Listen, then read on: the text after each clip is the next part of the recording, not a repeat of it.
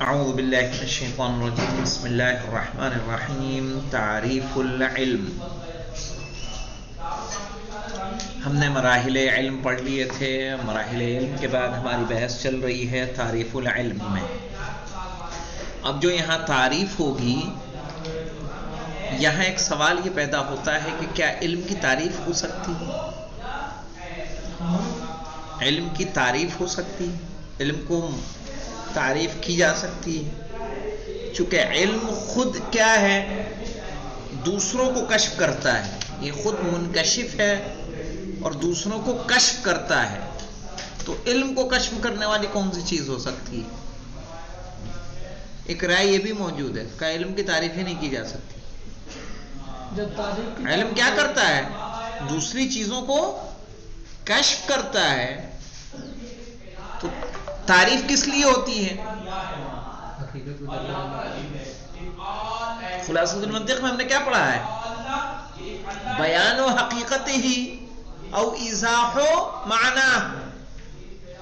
حقیقت کو بیان کرنا ہے، اس کے معنی کو واضح کرنا ہے۔ تو علم تو خود واضح ہے، علم ذاتی طور پر کیا ہے؟ واضح ہے۔ یہ تو دوسری چیزوں کو کیا کرتا ہے؟ کشف کرتا ہے، واضح کرتا ہے۔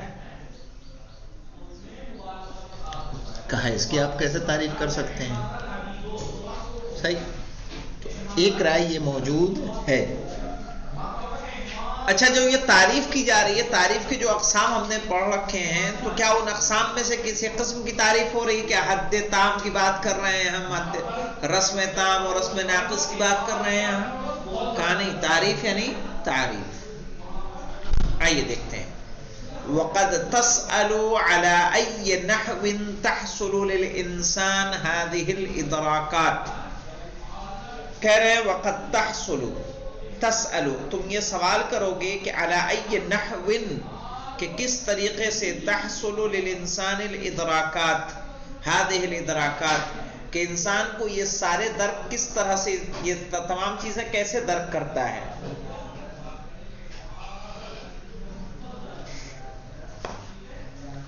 چاہے وہ خیالیہ ہوں یا وہمیہ ہوں یا عقلیہ ہوں، لکھ لیں، چاہے وہ خیالیہ ہوں، وہمیہ ہوں یا عقلیہ ہوں۔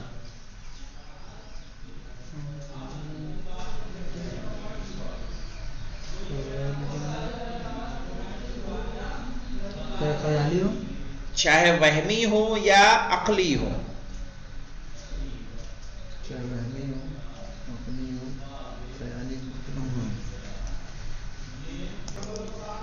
کہہ رہے ہیں نحن ونحن قد قربنا لك فيما مضى، اور ہم نے آپ کو قریب کیا تھا پہلے، نحو حصول هذه الادراکات بعد الشيء، کہ یہ تمام کے تمام ادراکات کیسے حاصل ہوتے ہیں۔ لیکن ہم نے سب نہیں بتایا تھا، بلکہ کچھ بتایا تھا کہ جو انسان اپنے حواس سے ظاہری سے کیا کرتا ہے؟ علم کو حاصل کرتا ہے۔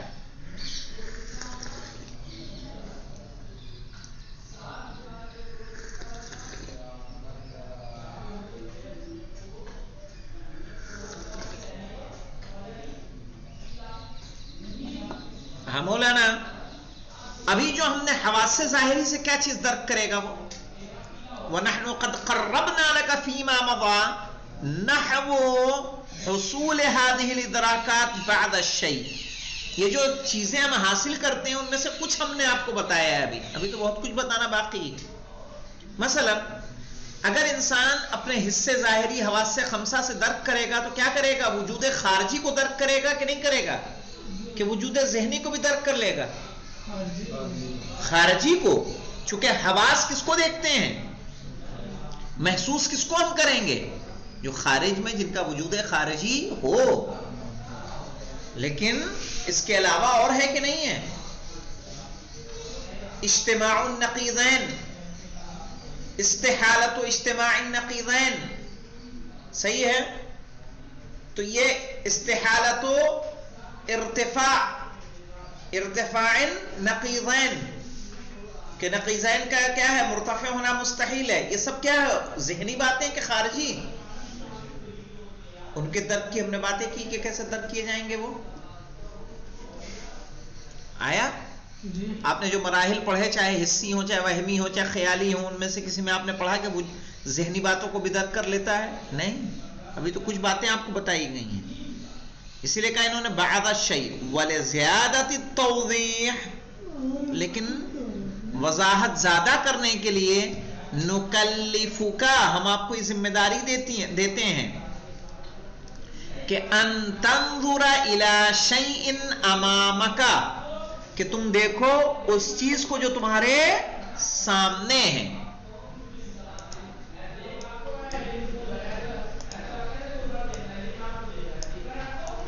ثم تطبق عینیک موجہا نفسک نحوہ، پھر آپ کیا کریں؟ اپنی آنکھ کو بند کر لیں.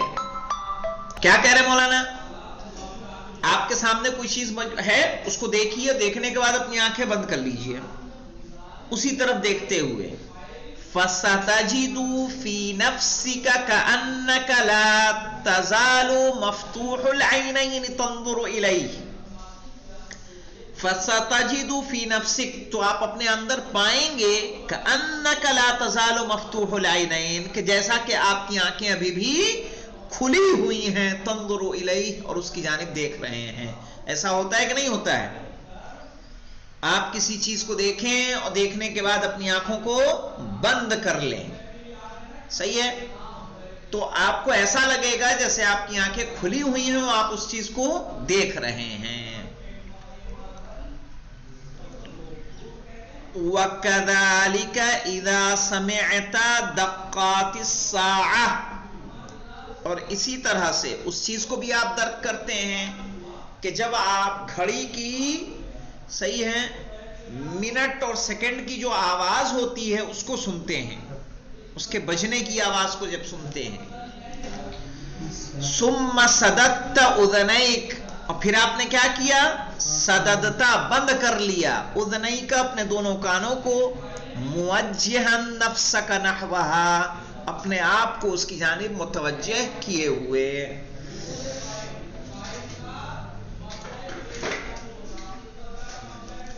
فَسَتَحِسُّ مِن نَفْسِكَ كَأَنَّكَ لَا تَزَالُ تَسْمَعَهَا، تو تم اپنے اندر محسوس کرو گے کہ ابھی بھی اس چیز کو کیا کر رہے ہو؟ سن رہے ہو، وہ آواز تمہارے کانوں میں گونج رہی ہے.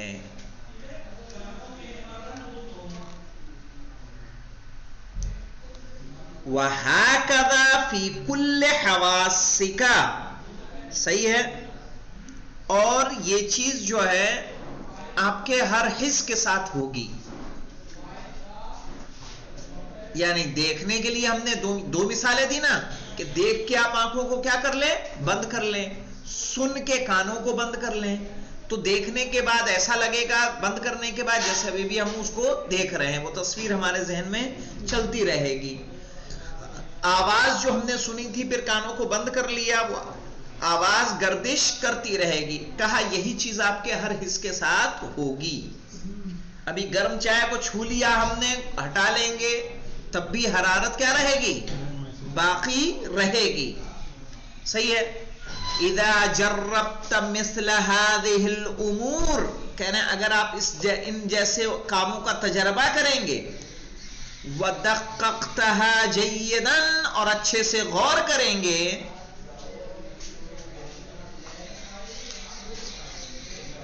کہہ رہے ہیں يَسْهَلُ عَلَيْكَ أَن تَعْرِفَ أَنَّ الْإِدْرَاكَ وَالْعِلْمُ هُوَ إِنَّمَا هُوَ انْتِبَاعُ صُوَرِ الْأَشْيَاءِ فِي نَفْسِكَ. کہہ رہے ہیں وَإِذَا جَرَّبْتَ مِثْلَ هَذِهِ الْأُمُورِ، جب اس طرح کے کاموں کا تجربہ کریں گے، وَدَقَّقْتَهَا جَيِّدًا، اور اچھے سے غور کریں گے، يَسْهُلُ عَلَيْكَ، تو تم پر آسان ہوگا، ان تعرفا، کہ آپ جان جائیں، ان الادراک والعلم، کہ علم اور ادراک کسے کہتے ہیں؟ وہ انتباع صور الاشیاء فی نفسک، وہ ہے تصویروں کا ابھرنا آپ کے نفس میں، آپ کے اندر.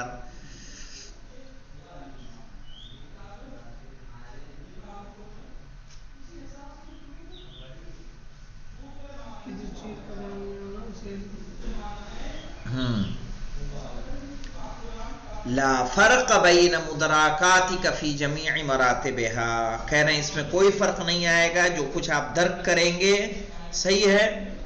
اچھا مجھے یہ دیکھیے، جب انہوں نے کہا فَتُطَبِّقْ عَيْنَيْكَ مُوَجِّهًا نَفْسَكَ نَحْوَهُ فَسَتَجِدُ فِي نَفْسِكَ كَأَنَّكَ لَا تَزَالُ مَفْتُوحُ الْعَيْنَيْنِ تَنْظُرُ إِلَيْهِ، تو یہاں لکھ لیں یہ وہم خیالی ہے، یہ علم خیالی ہے۔ یہاں پہ فَسَتَجِدُ فِي نَفْسِكَ كَأَنَّكَ لَا تَزَالُ مَفْتُوحُ الْعَيْنَيْنِ تَنْظُرُ إِلَيْهِ، ارے شروع میں ابتدا میں لکھ لیں یہ علم خیالی ہے۔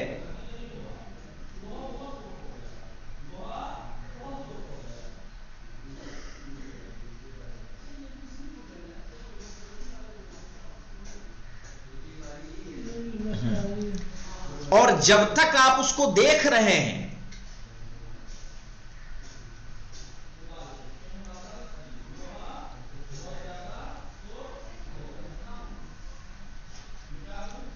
وہ علم حسی ہے۔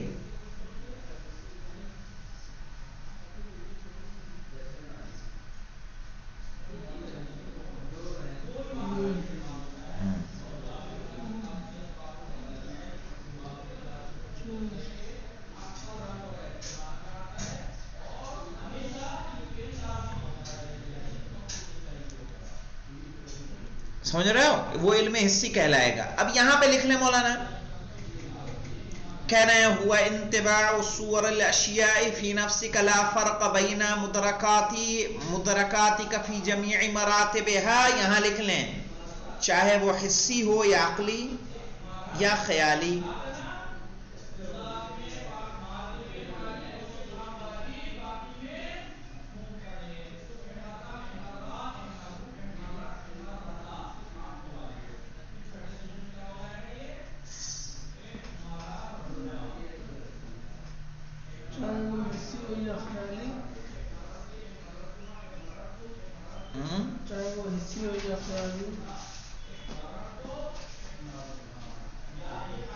چاہے حسی ہو یا خیالی یا عقلی،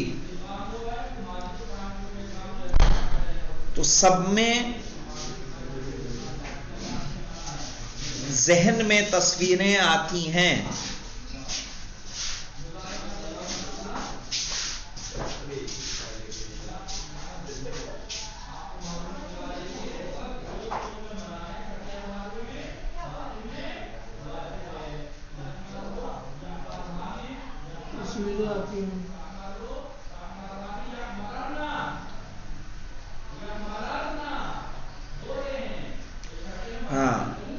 اس میں صورتیں آتی ہیں، وہ حاضر ہوتی ہیں، نہ کہ ابھرتی ہیں، نہ کہ ابھرتی ہیں۔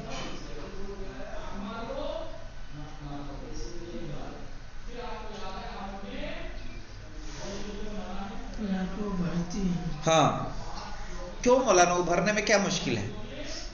کیوں جیسے دیکھا ویسے ابھرنے کا مطلب یہ ہے، جیسے انہوں نے منع کیا باقاعدہ اس لیے کہہ رہے ہیں کہ ایسا تو ہے نہیں کہ ایسی تختی سی تھی پوری خالی تھی، آپ نے ایک دیکھا تو کیا ہوا وہاں پہ ایسے ایسے چلا پرنٹر کی طرح سے ابھر گیا، تو ایسے کتنی چیزیں ابھرتی رہیں گی اس میں۔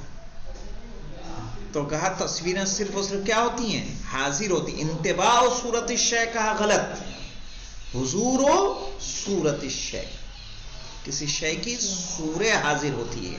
سمجھ میں آیا فرق کیا ہے دونوں کا؟ انتباع اور حضور میں کہ تصویریں حاضر ہوتی ہیں نہ کہ تصویریں ابھرتی ہیں، نقش ہوتی ہیں وہاں پہ۔ کسی چیز کا ذہن میں آنا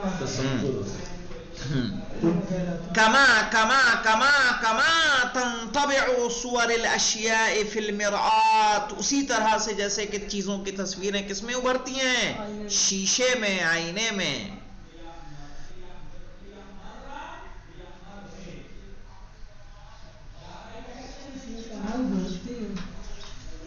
وہ تو آتی نہیں۔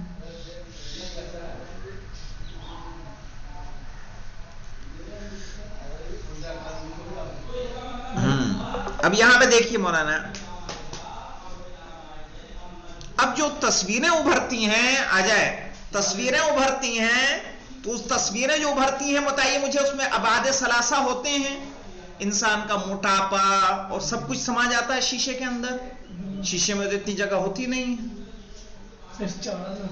چوڑا ہوتا ہے, لمبا ہوتا ہے, لیکن پتلا کتنا ہوتا ہے. تو کیا مکمل انسان پورے حجم کے ساتھ آ جاتا ہے؟ اس میں نہیں آتا ہے. تو کہہ رہے ہیں یہ جو مثال کہہ رہے ہیں انتباع صورت الشیء, اسی طرح سے انتباع ہے جیسے کہ کیا ہوتی ہے, آئینے میں ہوتی ہے. کہا یہ بھی غلط نہیں ہے. وَلِذَلِكَ عَرَّفُوا الْعِلْمَ, اسی لیے انہوں نے علم کی تعریف کیا کی, حضور صورت الشیء عند العقل. اور حضور نہیں کہنا ہے جو ہم نے بات کہی, اس کے تعلق یہ بھی کہہ سکتے ہیں, چونکہ میراث کے بارے میں ہم نے کیا کہہ دیا کہ پورے تینوں جہتوں سے اس کی نہیں آتی, لمبائی چوڑائی دیکھنے میں تو دکھ رہے ہیں کہ ہم ہیں, لیکن کیا آئینے میں بے عین ہی ہم جیسے ہیں ویسے ہیں, کہ صرف اور صرف ایک کیا ہے, انتباع جو وقتی طور پر اس میں ابھرتا ہے. او فقل انتباعها فی العقل لا فرق بین التعبیرین فی المقصود, ان دونوں تعبیروں میں کوئی فرق نہیں ہے. اس میں کچھ اور اشکالات ہیں. عالم ہونا کسے کہیں گے, علم کے معنی کیا ہوتے ہیں, صحیح ہے, وہ انشاءاللہ کل لکھوائیں گے. والحمدللہ رب العالمین.